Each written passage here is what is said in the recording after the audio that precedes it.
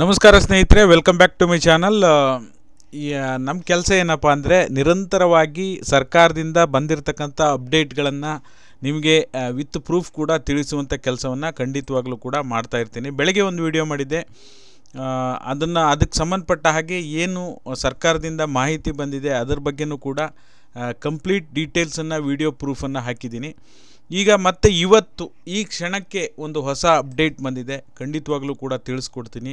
ಗೃಹಲಕ್ಷ್ಮಿ 12 ಮತ್ತು 13ನೇ ಕಂತಿನ ಬಗ್ಗೆ ಸರ್ಕಾರದಲ್ಲಿ ಏನಾದರೂ ಹಣದ ಕೊರತೆ ಇದೆಯಾ, ಸರ್ಕಾರ ಹಣ ಇಲ್ಲದೇ ಜಮಾ ಮಾಡೋದಕ್ಕೆ ಲೇಟ್ ಮಾಡ್ತಾ ಇದೆಯಾ, ಎಲ್ಲವೂ ಹಣ ಇದೆ ಸರ್ಕಾರದ ಹತ್ರ ಅಂದರೆ ಜನರಿಗೆ ಕೊಡೋದಕ್ಕೆ ಯಾಕಿಷ್ಟು ಲೇಟ್ ಆಗ್ತಾ ಇದೆ, ಇದೆಲ್ಲದರ ಬಗ್ಗೆನೂ ಕೂಡ ಸ್ವತಃ ಸಚಿವೆ ಲಕ್ಷ್ಮೀ ಹೆಬ್ಬಾಳ್ಕರ್ ಮೇಡಮೇ ಮಾಹಿತಿಯನ್ನು ಕೊಟ್ಟಿದ್ದಾರೆ. ಅವರು ಯಾವ ರೀತಿಯಾಗಿ ಮತ್ತು ಮುಂದಿನ ಹಂತಕ್ಕೆ ಪ್ರೋಸೆಸನ್ನು ಯಾವ ರೀತಿಯಾಗಿ ಮಾಡಿದ್ದಾರೆ, ಏನು ಹೇಳಿಕೆ ಕೊಟ್ಟಿದ್ದಾರೆ, ಎಲ್ಲ ಇನ್ಫಾರ್ಮೇಷನ್ ಈ ವಿಡಿಯೋದಲ್ಲಿದೆ. ದಯವಿಟ್ಟು ಯಾರೆಲ್ಲ ವಿಡಿಯೋ ನೋಡ್ತಾ ಇದ್ದೀರಾ ಪೂರ್ತಿ ವಿಡಿಯೋ ನೋಡಿ. ನೀವೇನಾದರೂ ಹೊಸದಾಗಿ ನಮ್ಮ ಚಾನಲ್ ನೋಡ್ತಿದ್ದೀರಾ ಅಂದರೆ ಸಬ್ಸ್ಕ್ರೈಬ್ ಮಾಡ್ಕೊಳ್ಳಿ. ಪ್ರತಿಯೊಬ್ಬರು ವಿಡಿಯೋಕ್ಕೊಂದು ಲೈಕ್ ಕೊಡೋ ಮೂಲಕ ಸಪೋರ್ಟ್ ಮಾಡಿ, ಓಕೆನಾ. ಈಗ ಮೊದಲನೇದಾಗಿ ಗೃಹಲಕ್ಷ್ಮಿ ಯೋಜನೆ 11ನೇ ಕಂತು ಬರುವ ಸಮಯದಲ್ಲೂ ಅಷ್ಟೇ ಮೀಡಿಯಾದ ಮುಂದೆ ಬಂದಾಗೆಲ್ಲ ಕೆಲವೇ ದಿನಗಳಲ್ಲಿ, ಒಂದು ವಾರದಲ್ಲಿ, 2 ವಾರದಲ್ಲಿ ಈ ರೀತಿಯಾಗಿ ಬಿಡುಗಡೆ ಮಾಡ್ತೀವಿ ಅಂತ ಹೇಳಿಕೆಗಳನ್ನು ಕೊಡ್ತಾ ಬರ್ತಾಯಿದ್ರು. ಬಟ್ ಆದರೆ ಹಣ ಬಿಡುಗಡೆ ಆಗ್ತಾ ಇರಲಿಲ್ಲ. ಬಟ್ ಎಲ್ಲೋ ಒಂದು ಕಡೆ ಇವರ ಒಂದು ಮಾತಾಡಿರ್ತಕ್ಕಂಥದ್ದು, ಮಾಧ್ಯಮಗಳಲ್ಲಿ ಮಾತಾಡಿರ್ತಕ್ಕಂಥದ್ದು ವಿಡಿಯೋ ಸಾಕಷ್ಟು ವೈರಲ್ ಆಗ್ತಾ ಹೋಯಿತು.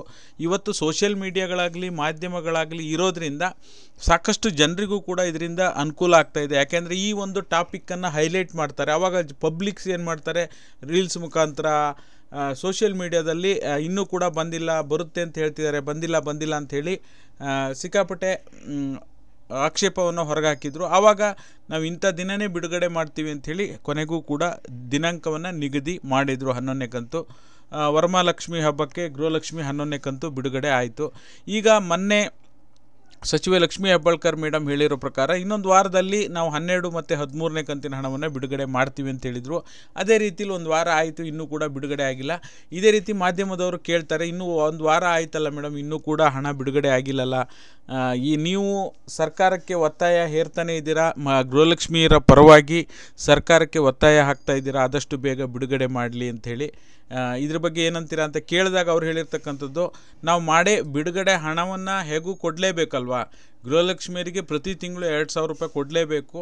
ಹಾಗಾಗಿ ನಾನು ಸರ್ಕಾರಕ್ಕೆ ಮನವಿ ಮಾಡ್ಕೊತಾ ಇದ್ದೀನಿ, ಪ್ರತಿ ತಿಂಗಳು ಒಂದು ಟೈಮಿಗೆ ಕರೆಕ್ಟಾಗಿ ಕೊಟ್ಬಿಟ್ರೆ ಅವರಿಗೂ ಖುಷಿಯಾಗುತ್ತೆ. ಹೇಗಿದ್ದರೂ ಕೊಡಲೇಬೇಕು. ಈಗ 1 ತಿಂಗಳು 2 ತಿಂಗಳು ಲೇಟ್ ಆಯಿತು ಅಂದರೆ ಆ ಬಾಕಿ ಕಂತನ್ನು ಕೂಡ ಸೇರಿಸಿ ಕೊಡುವಂಥ ಸಿದ್ಧತೆಯನ್ನು ನಾವು ಮಾಡ್ಕೋಬೇಕಾಗತ್ತೆ. ಹಾಗಾಗಿ ಹಣದ ಕೊರತೆ ಇಲ್ಲ ಅಂದಾಗ ನಾವು ಸಮಯಕ್ಕೆ ಸರಿಯಾಗಿ ಜನರಿಗೆ ಹಣವನ್ನು ತಲುಪಿಸುವಂಥ ಕೆಲಸವನ್ನು ಮಾಡಬೇಕು. ಈ ನಿಟ್ಟಿನಲ್ಲೇ ನಾನು CM ಸಿದ್ದರಾಮಯ್ಯನವರಿಗೂ ಸಹ ಈ ವಿಷಯವನ್ನು ಮುಟ್ಟಿಸಿದ್ದೇನೆ. ಆದಷ್ಟು ಬೇಗ ಗೃಹಲಕ್ಷ್ಮಿಯರಿಗೆ 12 ಮತ್ತು 13ನೇ ಕಂತಿನ ಹಣವನ್ನು ಬಿಡುಗಡೆ ಮಾಡಲಿಕ್ಕೆ ತಯಾರಿಯನ್ನು ಮಾಡಿಕೊಡಿ. ಅವರ ಒಂದು ಅಪ್ರೂವಲ್ ಬೇಕಾಗುತ್ತೆ, CM ಸಿದ್ದರಾಮಯ್ಯನವರ ಅಪ್ರೂವಲ್ ಬೇಕಾಗುತ್ತೆ.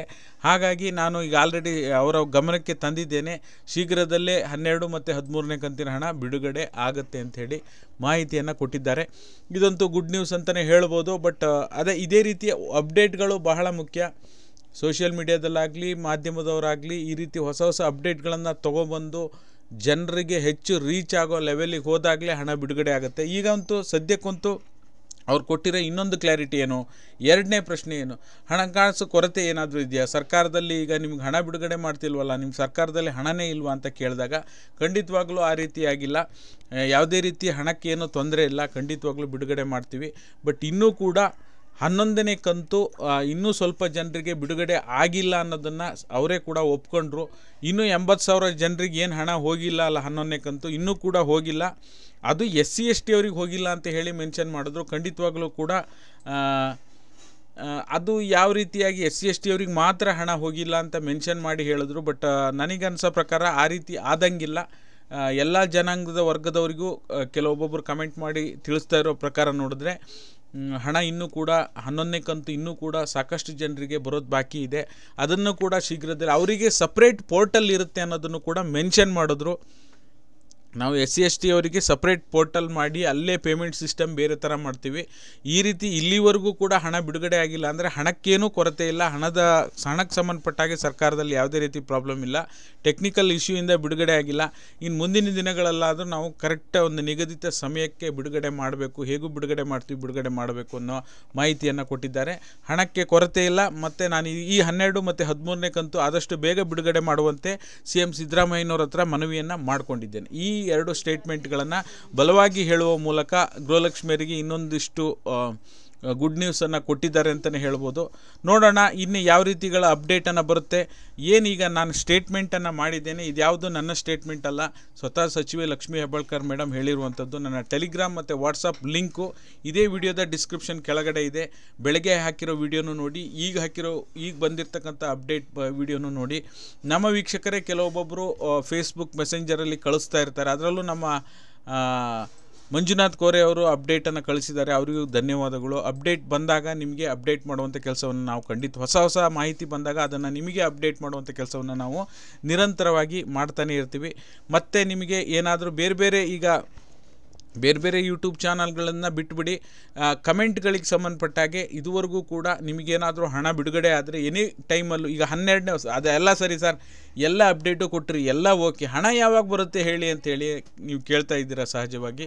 ಅದ್ರ ಬಗ್ಗೆ ನಿಖರವಾದ ಡೇಟನ್ನು ಅವ್ರು ಇದುವರೆಗೂ ಕೂಡ ಹೇಳಿಲ್ಲ. ಓಕೆನಾ, ನೀವು ವಿಡಿಯೋ ನೋಡಿದಾಗಲೂ ನೀವು ಗಮನಿಸ್ಬೋದು. ಶೀಘ್ರದಲ್ಲೇ ನಾನು ಕೂಡ CM ಸಿದ್ದರಾಮಯ್ಯನವ್ರಿಗೆ ಮನವಿ ಮಾಡ್ಕೊಂಡಿದ್ದೀನಿ, ಇದು ಗಮನಕ್ಕೆ ತಂದಿದ್ದೀನಿ ಬಿಡುಗಡೆ ಮಾಡಲಿಕ್ಕೆ ಅಂತ ಹೇಳಿದ್ದಾರೆ. ಹೊರತು ಇಂಥ ದಿನಾಂಕವನ್ನೇ ಈಗ PM ಕಿಸಾನ್ ಯೋಜನೆ ಹಣ ಥರ ಈ ಫಿಕ್ಸ್ಡ್ ಡೇಟನ್ನು ಫಿಕ್ಸ್ ಮಾಡ್ತಾ ಇಲ್ಲ. ಇದೇ ರೀತಿ ಮುಂದಿನ ದಿನಗಳಲ್ಲಾದರೂ ಅಟ್ಲೀಸ್ಟ್ ತಿಂಗಳಲ್ಲಿ ಒಂದು 15ನೇ ತಾರೀಕು 20ನೇ ತಾರೀಕು ಫಿಕ್ಸ್ ಮಾಡಿದ್ರೆ ಅಲ್ಲಿಂದ 15 ದಿನ ಟೈಮ್ ಬೇಕಾಗುತ್ತೆ. ಈಗ 12 ಮತ್ತು 13ನೇ ಕಂತಿನ ಹಣ ಇನ್ ಕೇಸ್ ಬಿಡುಗಡೆ ಆದರೂ ಸಹ ಇಲ್ಲಿಂದ ಮತ್ತೆ 15 to 20 ಡೇಸ್ ಟೈಮ್ ತೊಗೊಳುತ್ತೆ. ಹಾಗಾಗಿ ಆದಷ್ಟು ಬೇಗ ಜನರಿಗೆ ಇನ್ನೂ 11ನೇ ಕಂತು ಬರದೇ ಇರೋರಿಗೂ ಆದಷ್ಟು ಬೇಗ ಬಿಡುಗಡೆ ಮಾಡಲಿ. 12, 13 ಸದ್ಯದಲ್ಲಿ ಎಲ್ರಿಗೂ ಕೂಡ ಬಿಡುಗಡೆ ಮಾಡಲಿ ಅಂಥೇಳಿ ನಾನು ಕೂಡ ಕೇಳ್ಕೊಳ್ತೀನಿ ಸರ್ಕಾರಕ್ಕೆ. ಆಮೇಲೆ ಅನ್ನಭಾಗ್ಯ ಯೋಜನೆ ಹಣ ಕೂಡ ಅಷ್ಟೇ ಪ್ರತಿನಿತ್ಯ ಜಮಾ ಆಗ್ತಾಯಿತ್ತು. ಕಳೆದ 18-20 ದಿನಗಳ ಹಿಂದೆ ಪ್ರತಿನಿತ್ಯವೂ ಕೂಡ ಜೂನ್ ಜುಲೈ ತಿಂಗಳ ಹಣ ಇವತ್ತು ನಮಗೆ ಬಂದಿದೆ ಅಂಥೇಳಿ ಕಮೆಂಟ್ ಮಾಡ್ತಾಯಿದ್ರು. ಬಟ್ ಎಲ್ಲೋ ಒಂದು ಕಡೆ ಈ ಒಂದು BPL ಕಾರ್ಡ್ಗಳ ಪರಿಷ್ಕರಣೆಯನ್ನು ಮಾಡಿ ನಂತರದ ದಿನಗಳಲ್ಲಿ ಯಾರ್ಯಾರಿಗೆ ಅರ್ಹತೆ ಇರುತ್ತೋ ಅವ್ರಿಗೆ ಮಾತ್ರ ಅನ್ನಭಾಗ್ಯ ಯೋಜನೆ ಹಣವನ್ನೇ ಕೊಡಬೇಕು. ಈಗ ಹೆಂಗಿದ್ರೂ ಸರ್ಕಾರ ಒಂದು ನಿರ್ಧಾರವನ್ನು ತೆಗೆದುಕೊಂಡಿದೆ. ಇದಕ್ಕೆ ಸಂಬಂಧಪಟ್ಟ ಹಾಗೆ ಈಗ ಆಲ್ರೆಡಿ ನಾವು ದಿನಸಿ ಕಿಟ್ಟನ್ನು ಕೊಡಬೇಕಾ ಅಥವಾ 10 kg ಅಕ್ಕಿನೇ ಕೊಡಬೇಕಾ ಅಥವಾ ನಾವು 5 kg ಅಕ್ಕಿ ಮತ್ತು 5 kgಗೆ DBT ಹಣವನ್ನು ಏನು ಕೊಡ್ತಾ ಇದ್ವಿ, ಈ 3 ಪ್ರಸ್ತಾವನೆಯಲ್ಲಿ DBT ಹಣವನ್ನೇ ಮುಂದುವರಿಸ್ತೀವಿ ಅಂತ ಹೇಳಿ ಹೋದಾಗ ಅದಕ್ಕೂ ಕೂಡ ಈಗ ಅನ್ನಭಾಗ್ಯ ಯೋಜನೆಗೆ ಸಂಬಂಧಪಟ್ಟ ಹಾಗೆ ಸಾವಿರಾರು ಕೋಟಿ ಹಣ ಬೇಕಾಗುತ್ತೆ. ಓಕೆನಾ, ಹಾಗಾಗಿ ಅದರಲ್ಲೂ ಕೂಡ ಪರಿಷ್ಕರಣೆಯನ್ನು ಮಾಡಿ BPL ಕಾರ್ಡ್ ಪರಿಷ್ಕರಣೆಯನ್ನು ಮಾಡಿ ಅರ್ಹ ಫಲಾನುಭವಿಗಳಿಗೆ ಮಾತ್ರ ಅನ್ನಭಾಗ್ಯ ಯೋಜನೆ ಹಣ ಕೊಡೋಣ ಅಂತೇಳಿ ಏನಾದರೂ ಸರ್ಕಾರ ನಿರ್ಧಾರ ಮಾಡಿದೆಯಾ? ಅದಕ್ಕೆ ಸಂಬಂಧಪಟ್ಟಾಗೆ ಏನೇ ಅಪ್ಡೇಟ್ ಬಂದರೂ ಕೂಡ ನಿಮಗೆ ತಿಳಿಸುವಂಥ ಕೆಲಸ ಮಾಡ್ತೀನಿ. ಅದಕ್ಕೋಸ್ಕರನೇ ಈಗ ಹಣವನ್ನು ಈಗ ಸದ್ಯಕ್ಕೆ ಬಿಡುಗಡೆ ಆಗ್ತಾ ಇಲ್ಲ ಗೈಸ್. ಓಕೆನಾ, ದಿನನಿತ್ಯ ಯಾರೂ ಕೂಡ ಕಮೆಂಟ್ ಮಾಡಿ ತಿಳಿಸ್ತಾ ಇಲ್ಲ.